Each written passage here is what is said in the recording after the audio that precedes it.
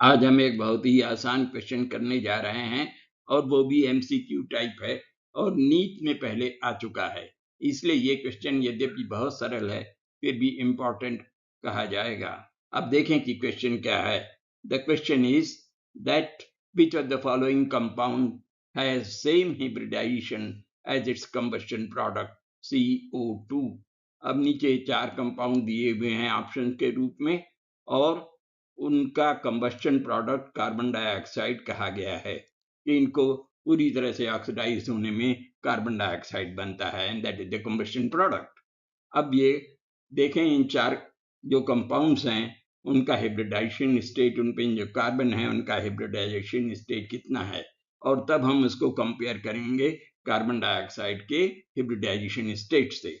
और इथेन हमको मालूम है इट इज C2H6 और इसमें कार्बन 2 कार्बन है, दोनों का हिब्रिडाइजेशन स्टेट कितना है sp3 because it is single bonded C2H6।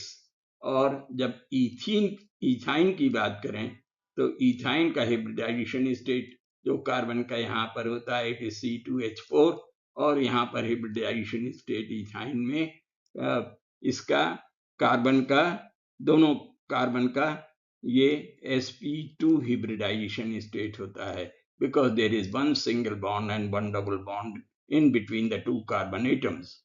और इथीन में of course very important 2 carbon atom है और दोनों के बीच में हिब्रिडाइजेशन स्टेट sp होता है। और एथेनॉल जिसको कि C2H5OH से दर्शाया गया होता है और उसमें कार्बन 2 कार्बन हैं, दोनों में प्रत्येक का हिब्रिडाइजेशन स्टेट sp3 है। इसलिए अब ये तो हमको मालूम हो गया। अब इसको हम कंपेयर करें कार्बन डाइऑक्साइड के हिब्रिडाइजेशन स्टेट से। Carbon dioxide as we know is CO2 और इसमें एक कार्बन के दोनों तरफ ऑक्सीजन एटम है जो कि अलग अलग ऑक्सीजन एटम है। अब इसको 2 प्रकार से इसका स्ट्रक्चर बताया जा सकता है और वो स्ट्रक्चर है in case of carbon dioxide the carbon is bonded to 2 other oxygen atoms, 2 other atoms are oxygen atoms. Its structure can therefore be represented as, उसको हम 2 तरह से बता सकते हैं, या तो C के दोनों तरफ डबली बॉन्डेड ऑक्सीजन एटम हो C, और या एक ऑक्सीजन एटम सिंगल बॉन्डेड हो और दूसरा ट्रिपल बॉन्डेड हो। तो दो तरह से स्ट्रक्चर बता सकते हैं और एक्चुअली इसमें तो हिब्रिडाइजेशन भी होता है और इसलिए इसको ये कहा जा सकता है।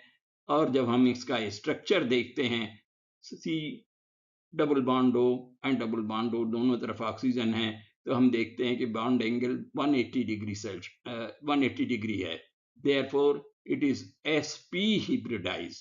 और यहाँ तो ट्रिपल बॉन्ड है ही है, it is sp hybridized। so that's there and therefore the correct answer is ethene। so that's the right answer।